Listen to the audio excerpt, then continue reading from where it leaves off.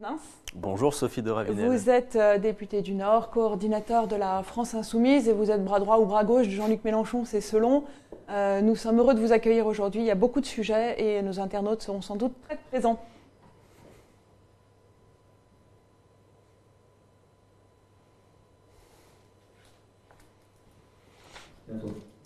Alors, plan de relance, c'est un sujet qui a occupé toute la fin de l'été, qui va continuer à nous occuper cet automne. Vous avez déjà déclaré devant le Parlement que vous étiez plan de relance, ni plan ni relance, et que vous étiez très critique vis-à-vis de ce qui est proposé, alors qu'on pourrait supposer que quand même 100 milliards, c'est un chiffre qui pourrait vous agréer. Alors, notre économie subit un choc sans précédent, Sophie de Ravenel. La crise sanitaire en plus s'installe, on ne sait pas combien de temps elle va durer. Et effectivement, quand on parle de 100 milliards, tout de suite, ça peut apparaître immense. Il faut regarder, y compris ce que font nos voisins, notamment l'Allemagne.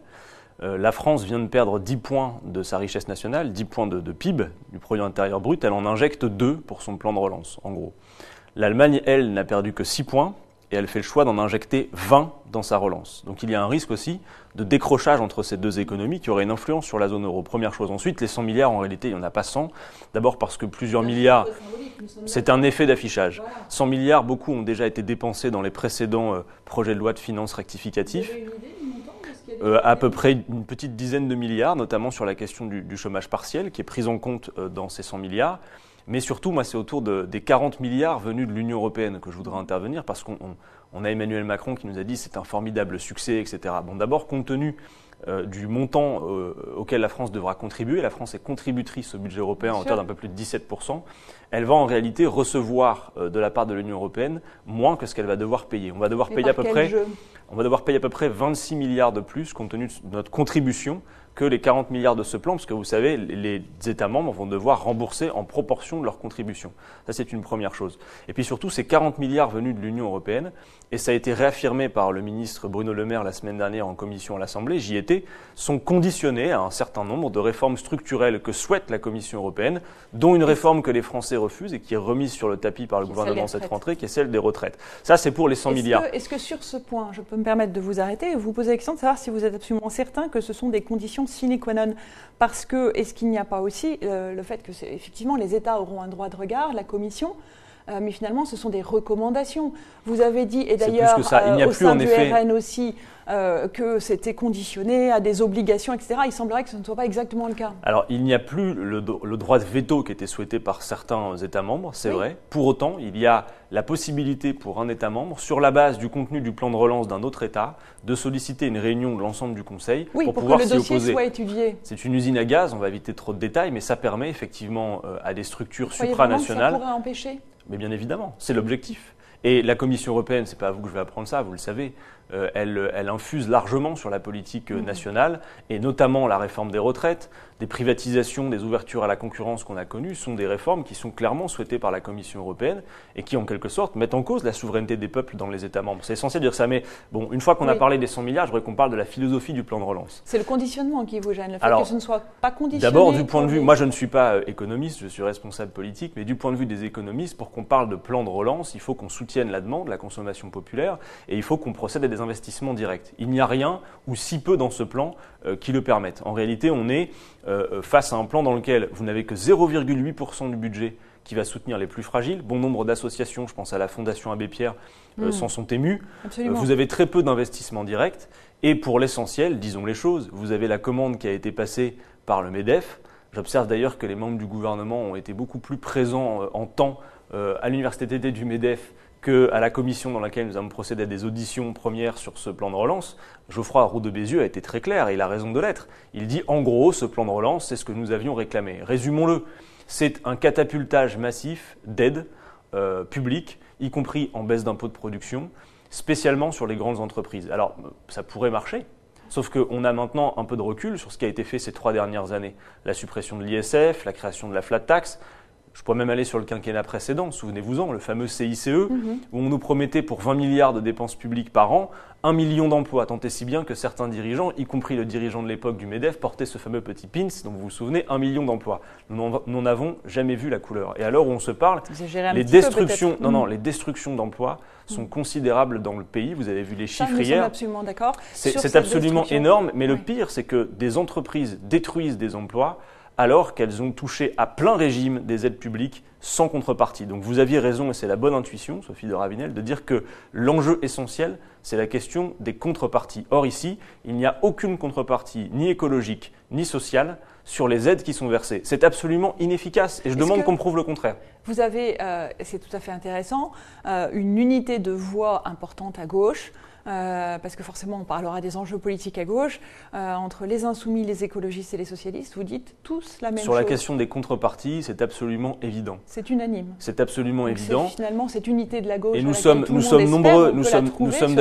d'ailleurs nombreux à dire que non seulement il doit y avoir des contreparties aux aides versées en termes d'emploi, vous voyez quand même la catastrophe. Je pourrais vous citer un nombre d'entreprises considérables qui ont touché de ces aides et qui licencient.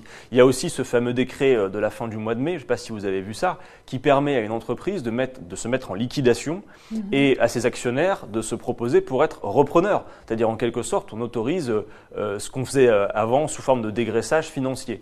Donc tout ça ne fonctionne pas, c'est inefficace. Moi, ce qui m'intéresse, Sophie de Ravenel, c'est qu'on mette fin aux inquiétudes, à la souffrance que ressentent les Français par un retour de l'emploi véritablement dans ce pays. Alors nous avons proposé, et effectivement, je vous ai ramené le document, un plan de déconfinement économique pour une bifurcation écologique. Je vais le résumer parce que c'est un document que les internautes pourront aller retrouver dans son exhaustivité. Voilà. Je le résume en gros à la France insoumise.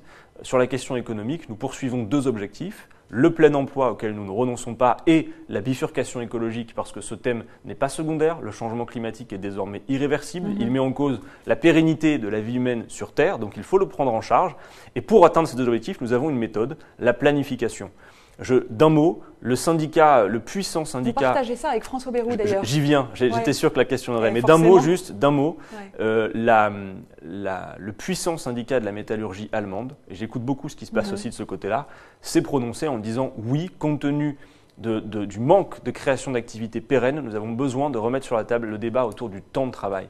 Sophie de Ravenel, je sais que ce n'est pas le prisme habituel au Figaro, mais la dernière fois qu'on a véritablement créé de l'emploi net en masse dans ce pays, c'est lorsque nous avons procédé à la diminution du temps de travail. Avant même la crise du Covid, le grand problème que nous avions, c'est que 80% des embauches qui étaient réalisées avant la crise du Covid sont des embauches en contrat court. Tenez-vous bien, des contrats de moins d'un mois, parfois même de moins d'un jour. On ne peut pas relancer l'activité d'un pays avec ce type de Je suis d'accord, et je pense que si on voulait reparler de Lionel Jospin, des 35 heures, de son réapparition dans le domaine public, on aurait beaucoup de choses à dire. Sans doute. Mais il faut, hélas, que j'avance parce que Alors juste pour vous avez bien compris, pour nous, c'est diminution du temps de travail.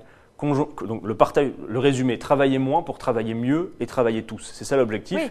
Et à côté, la planification écologique, une vraie planification, on peut en parler, qui permettrait notamment par la transition agricole, la transition énergétique, l'économie de la mer que nous appelons de nos voeux. Rien que ces 3 que je viens de vous citer dans le programme que nous défendons, c'est 1,5 million d'emplois nets créés. C'est autre chose que les 160 000 que nous propose M. Castex. Vous faites partie de ceux qui militent en faveur de l'annulation de la dette de la BCE pour justement consacrer cette somme colossale pour la France à la question de la transition écologique. Vous posez là une question essentielle qui est le nœud de la situation en réalité.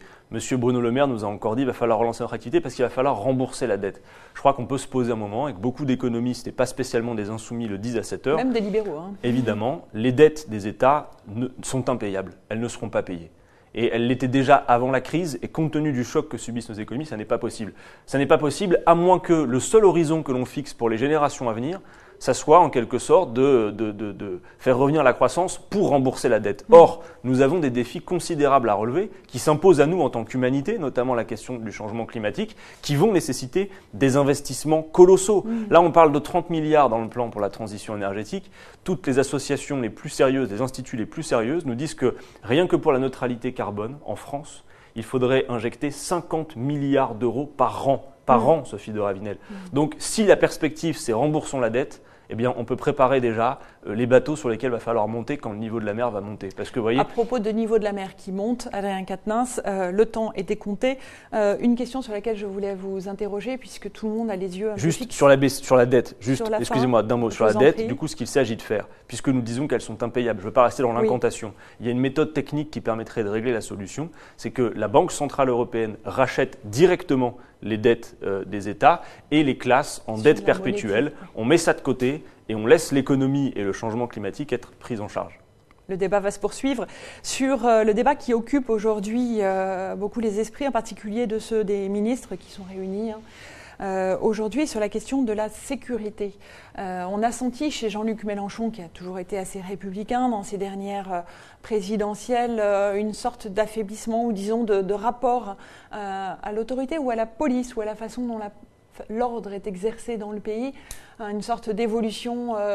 Comment est-ce que vous arrivez à conjuguer cette évolution éventuelle de doctrine de votre côté à une exigence de sécurité qui a toujours été assez forte chez Jean-Luc Mélenchon? Il n'y a pas d'évolution de doctrine. Vous allez dire que je vous ai amené toute la collection, mais je vous laisserai aussi notre livret sur la sécurité. Il n'y a pas d'évolution de doctrine. Soyons clairs même sur ce sujet. Vous me donnez l'occasion d'une vraie clarification, y compris auprès des lecteurs du Figaro, donc je voudrais en profiter. On pourrait, d'un point de vue strictement statistique, considérer effectivement que l'offensive sur le thème de la sécurité que nous avons n'est pas à la hauteur de ce qui se passe véritablement sur le terrain. En gros, c'est l'INSEE qui le dit, et l'INSEE c'est pas voilà, une réserve d'insoumis. Voilà. L'INSEE nous dit que les violences interpersonnelles depuis ces 30 dernières années sont plutôt stables. Une fois que j'ai dit ça, je vais être très clair avec vous. Moi, je ne veux pas considérer qu'il n'y a pas de problème. Oui, il y a un problème de sécurité en France, je le dis. Et à quel niveau? Et alors, nous avons des réponses à y apporter. D'abord, je vous ouais. réponds. D'abord, je considère que la police dans le pays, notamment depuis le début du quinquennat d'Emmanuel Macron, a été beaucoup trop utilisée pour la répression des mouvements sociaux, plutôt que pour la lutte acharnée qu'il faudrait mener contre le grand banditisme. J'insiste sur ce point, parce qu'on va parler de la petite délinquance, et je voudrais que chacun convienne du fait qu'au-delà de la petite délinquance, il y a des réseaux avec beaucoup d'argent dont on ne parle jamais. Des réseaux de trafiquants de drogue, de trafiquants d'armes, de trafiquants d'êtres humains. Donc, plusieurs petites propositions à faire. Si nous étions aux affaires, il s'agirait pour nous de refonder la police de fond en comble. Car Sophie de Ravinel, oui, nous dénonçons, mais je crois que maintenant ça dépasse aussi largement le cadre de ceux qui le faisaient précédemment. Nous dénonçons les violences policières. Nous dénonçons le fait que le racisme prenne de plus en plus de place dans la police. C'est une réalité et je crois que ce n'est pas les publications récentes, notamment ce livre sorti d'un journaliste qui a été infiltré dans la police, qui le diront. Pour autant, une fois qu'on a dit ça, nous ne faisons pas de généralité. Nous ne disons pas que tous les policiers sont violents ou racistes. Au contraire, je veux croire, et j'en suis sûr, qu'une majorité de policiers dans ce pays ont à cœur leur fonction. Ils sont des policiers républicains et dans police républicaine, il y a République et c'est important. Nous sommes pour un retour de la police de proximité qui a été mise de côté, notamment pour lutter contre la petite délinquance qui véritablement envahit la vie de plein de gens dans les quartiers populaires. C'est un terme que vous reprenez. J'y reviens, mais juste, je voudrais faire quelques propositions d'abord. La police de proximité, des moyens pour lutter contre le grand banditisme. Et ensuite, voyez-vous, on dit parfois que la France insoumise est anti-flic. Nous le sommes tellement que nous voulons en recruter 10 000 de plus, parce que les effectifs ont été ratiboisés, notamment depuis l'ère Sarkozy. Alors, M. Sarkozy avait en son temps son Karcher, et M. Darmanin maintenant a son ensauvagement puisqu'il s'inscrit dans les pas de son mentor. Il pense que s'il fait la même chose, c'est-à-dire une espèce de suractivité sur le terrain avec des coups de menton comme le faisait Nicolas Sarkozy, peut-être pense-t-il qu'il aura le même destin que son mentor. Je n'y crois pas et je préférerais que plutôt que d'utiliser des termes qui franchement ne font pas avancer le débat public mais ne font qu'alimenter les chaînes d'information en continu, on parle véritablement de ce qu'il conviendrait de faire. Notre doctrine en la matière, c'est un retour à la raison et une politique de sécurité qui serait basée sur le fameux triptyque prévention, répression, réparation. Et la question de la prévention est toujours éludée du débat public. Sophie de Ravinel, quand dans les quartiers populaires, les services publics s'éloignent ou disparaissent, quand le tissu associatif est dilapidé, comme il l'a été encore au début de ce quinquennat avec par exemple la fin des contrats aidés, alors la République recule et qu'elle ne s'étonne pas après qu'elle a les plus grandes difficultés à reprendre le terrain. En matière de sécurité, c'est un retour à la raison. D'ailleurs, je vous fais une annonce. La semaine prochaine, la France Insoumise fera un colloque sur ce thème, de manière à ce que notre doctrine en matière de sécurité soit entendue et bien comprise. Animé avec Jean-Luc Mélenchon. Il participera à cette table ronde. D'accord. Juste une question avant de laisser parler nos internautes via Léa. là. Sur le tissu associatif, il y a aussi cette question aujourd'hui qui est celle du séparatisme, ce mot qui pourrait autrefois dire communautarisme, fondamentalisme, sectarisme. Des mots encore. Voilà, donc le mot d'aujourd'hui c'est séparatisme, avec une charte demandée aux associations pour qu'elles respectent les valeurs républicaines. Avec aussi des propos d'ailleurs à vérifier de M. Darmanin sur le fait que de se baigner en burkini soit une atteinte grave à la laïcité. Est-ce que vous croyez qu'on va trop loin ou est-ce que vous croyez qu'au contraire les choses doivent être dites? Quelle est la position de la France Insoumise? On pourrait être très long, je vais essayer d'être très rapide. D'abord dire une chose, ce qui est en jeu là-dedans, et y compris face à tous les défis qu'on vient d'évoquer ensemble, c'est l'unité du peuple en France. Se rappeler que ça, c'est fondamental. Et j'observe que la laïcité est soit très mal connue de la part de ceux qui en parlent à longueur de journée, soit très mal utilisée. La laïcité, ça n'est pas un mot honorable pour détester une religion en particulier ou cibler ou faire de tous nos concitoyens de confession musulmane des suspects. La laïcité, c'est quelques principes d'organisation qui garantissent l'unité du peuple en France. C'est le fait de dire on a le droit en France d'exercer une liberté de conscience et une liberté de culte, mais on sépare strictement le domaine du politique, qui est du domaine public, de la religion, qui est par définition un point sur lequel nous n'arriverons pas à nous mettre d'accord, et donc on le met dans la sphère privée. Pas de religion en politique. Voilà une règle qui me paraît assez fondamentale, mais une fois qu'on a dit ça, ça ne peut pas être à géométrie variable. Vous avez plein de responsables politiques, Sophie de Ravinel, qui ont la laïcité à géométrie variable, qui s'arrangent avec certains cultes. Y compris chez vous d'ailleurs. Lesquels, dites-moi, et en quoi? Parce que, voyez ça, je vais vous dire une chose. Je mets au défi quiconque d'être clair sur le sujet et de faire autre chose que des insinuations. Il n'y a pas dans les rangs de la France Insoumise, et y compris par ses parlementaires, la moindre ambiguïté sur ce que veut dire la laïcité, ce qu'est la République. C'est ce que vous voulez ou c'est la réalité? C'est une stricte réalité et je vous mets au défi de trouver quelque chose qui soit autre chose que des insinuations et des arguments précis pour dire le contraire. C'est très clair, nous sommes des républicains. Le défi sera relevé. Nous sommes des républicains et voyez, quand Daniel Obono subit l'attaque raciste qu'elle a subie l'autre jour, je vous invite à réécouter le discours qu'elle a eu place du Trocadéro. Mais moi, entendre Daniel Obono dire « Je suis une élue de la République, je suis une élue de la nation, je suis fier de porter, comme elle l'a dit, cette écharpe tricolore et je mets au défi les racistes de nous dire que nous ne sommes pas chez nous », eh bien je trouve que c'est très honorable. Vous avez le sentiment que Jean-Luc Mélenchon a eu raison de mettre dans un même sac l'hebdomadaire Valeurs Actuelles, Marianne et... Non, alors il a fait un tweet dans lequel il parle des trois, mais il ne met pas les trois dans le même sac. Il est à peu près certain. C'est pourtant ce que j'avais compris. Il est à peu près certain, demandez-lui, il vous l'expliquera, et je pense qu'il a l'occasion de le faire aussi. Il est absolument certain que Charlie Hebdo, Marianne, ce n'est pas la ligne éditoriale du tout de Valeurs Actuelles, dont les intentions racistes dans ce dessin sont à peu près claires. Par contre, nous disons une chose, nous nous inquiétons aussi, parce que Charlie Hebdo, par exemple, mène le combat antiraciste aussi. Ils ont été, y compris parmi ceux qui sont décédés, auxquels je pense régulièrement, de tous les combats antiracistes et des sans-papiers. Il faut mettre en garde sur une chose, c'est qu'il y a une petite musique parfois dans ce pays qui voudrait faire en sorte que les personnes victimes du racisme soient en quelque part elles-mêmes suspectées, voire coupables. Ça n'est pas possible. Dernière question, est-ce que j'ai le droit ou est-ce que c'est pas possible? Dernière rapide sur Julian Assange, parce qu'il y a son procès actuellement et la possibilité qu'il soit extradé aux États-Unis. Or, Éric Dupond-Moretti a été son avocat avant de devenir garde des Sceaux. Quelle est votre position, vous? Alors, Julian Assange a été celui qui a lancé l'alerte sur beaucoup de choses. Il a été celui qui a révélé beaucoup de crimes qui ont été commis par les États-Unis d'Amérique, mais surtout, il a rendu un service à la France en établissant le fait que beaucoup de nos chefs d'État ont été espionnés par les États-Unis censés être notre principal allié. M. Chirac, M. Sarkozy, M. Hollande ont été espionnés pendant de longs mois par les États-Unis d'Amérique. Donc, il a en quelque sorte rendu service à la France. S'il est extradé aux États-Unis, il risque 175 ans de prison. Nous réclamons, nous renouvelons notre demande, que la France accorde l'asile politique à Julian Assange, qui est un combattant de la liberté, et c'était la position de quelqu'un qui est devenu garde des Sceaux, mais qui avant de l'être était avocat de Julian Assange, M. Éric Dupond-Moretti. J'espère que M. Dupond-Moretti, en devenant ministre, n'aura pas changé d'avis sur ce point. La France, M. Macron, doit accorder l'asile politique à Julian Assange. On va attendre sa réponse et on va passer aux questions de nos internautes.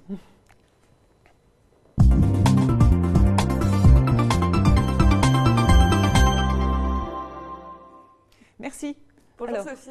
Bonjour Quel est le programme aujourd'hui? Alors, première question de Maxime sur Facebook qui est très inquiet d'attraper un cancer du cerveau à cause de la 5G. Il vous demande quelle solution proposez-vous face à la 5G qui s'annonce ravageuse pour la santé humaine? On peut attraper un cancer avec la 5G ? Je ne le sais pas, je ne suis pas scientifique. J'observe C'est la crainte de Maxime. J'observe qu'il y a des controverses sur le sujet. J'observe aussi qu'un rapport de l'ANSES devait nous être remis et qu'il ne l'est pas. Je demande donc au gouvernement de faire toute la lumière sur les données dont il dispose, y compris en matière sanitaire.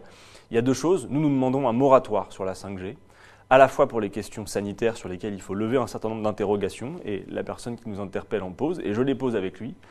Et à côté de ça, il y a la question de la souveraineté de nos données et de la souveraineté technique. Vous savez les enjeux qu'il y a derrière le déploiement de la 5G. Donc notre demande est assez claire. Nous formulons la demande d'un moratoire sur la 5G et que les documents dont dispose le gouvernement, notamment ce rapport de l'ANSES, soient publiés comme ils devaient l'être.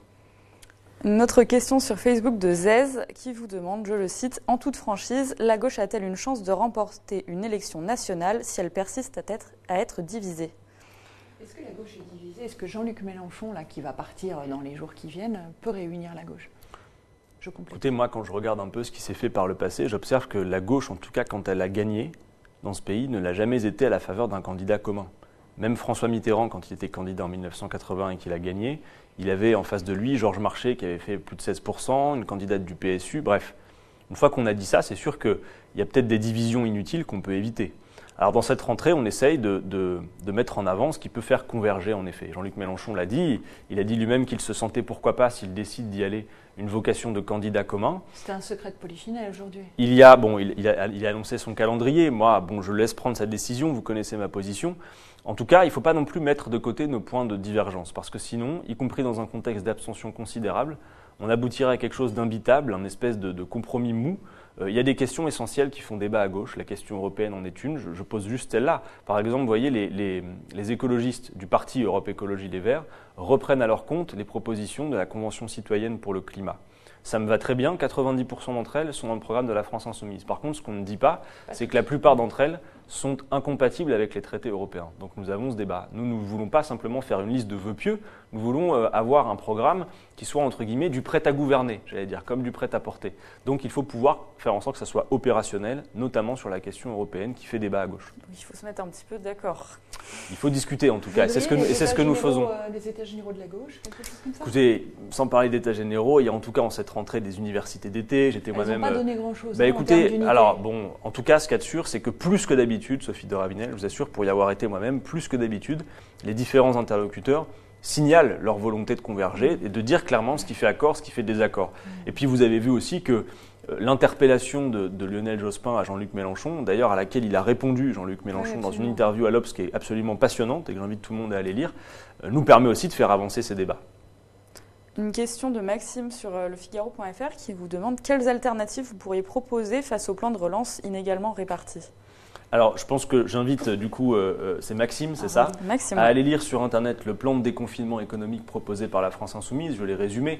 Pour nous, il ne peut plus s'agir, compte tenu de l'inefficacité de ces politiques, je crois que j'ai apporté quelques éléments pour le prouver, de balancer des milliards sans contrepartie, alors qu'en réalité, nous avons un temps limité pour régler des défis considérables. Je ne suis pas scientifique, les scientifiques nous disent vous avez 10 ans à l'échelle de l'humanité tout entière pour procéder à de grandes bifurcations. Donc il faut organiser les choses. Nous proposons la planification écologique. Pour faire simple, ça veut dire mettre toute notre économie au service de ce grand défi que nous avons à relever, qu'on soit de gauche, de droite, d'appartenance confessionnelle différente. Je veux dire, à un moment donné, il y a quelque chose qui nous rassemble en tant qu'humanité. Si la pérennité de la vie humaine sur Terre est mise en cause, toutes ces considérations qui sont au premier rang de l'actualité aujourd'hui vont être reléguées à un second rang. Donc je l'invite à aller voir le plan de déconfinement et bien évidemment en faire aussi un retour critique. Dernière question de Nathan sur lefigaro.fr qui vous demande, selon vous, peut-on en tant que député français refuser de dire « Vive la France » ? Alors je crois qu'il fait référence à une phrase de Danielle Obono. Danielle Obono, elle n'a aucun problème avec le fait de dire « Vive la France ». Par contre, elle a un problème avec le fait qu'elle, parce qu'elle est députée d'origine africaine et qu'elle est noire, à elle on lui pose la question. Moi, on ne m'a jamais posé la question de savoir si j'avais un problème pour dire « Vive la France ». Pourquoi ? Du coup, c'est la question de Nathan. Voilà. Je ne suis que l'humble relais de nos internautes. C'est fini pour les questions des internautes, donc je vous rends la parole, Sophie. Eh bien, moi, juste pour rebondir sur cette question, Danielle Obono considère qu'il y a une question de race, que certains pourraient, qu'il y a un regard qui est porté... Sophie de Ravenel, je ne peux pas être beaucoup plus clair. Je ne peux que vous suggérer d'inviter par ailleurs, si vous avez des questions, à les poser Danielle Obono ici. Ouais. Mais vous conviendrez avec moi qu'on ne pose pas cette question à d'autres parlementaires? Je ne sais pas. Non. Ça vous pose pas? Est-ce que ça vous pose pas? Ça vous pose pas? Pas une question de couleur Sophie de de peau, mais Ravenel, une question de nationalité. est-ce que ça ne vous pose pas un problème que ce soit uniquement à une députée femme noire que l'on pose la question de savoir si elle pourrait dire « Vive la France ». Moi, j'aimerais qu'on me pose cette question. Objectivement, je pense qu'elle a été posée à d'autres, peut-être, députés d'origine étrangère. À toutes celles et ceux qui auraient des doutes, je leur demande d'aller écouter le discours de Daniel Obono, place du Trocadéro l'autre jour, qui est un discours éminemment républicain, et je crois qu'il n'y a aucune ambiguïté, et j'aimerais que ça cesse, parce que derrière ces petites injonctions, il y a une réalité que Daniel Obono vit tous les jours. Et moi, je suis son voisin de bureau à l'Assemblée nationale. Elle reçoit des courriers de menaces quasiment quotidiennement. Ce qui est un scandale. Elle reçoit des balles de pistolet dans des enveloppes sous pli. D'accord ? C'est ça la réalité que vit cette députée de la nation aujourd'hui. Et je pense que cette unanimité fait du bien. Très bien. Merci beaucoup, merci à vous. Katnas. Merci Léa. Merci à nos internautes. Merci à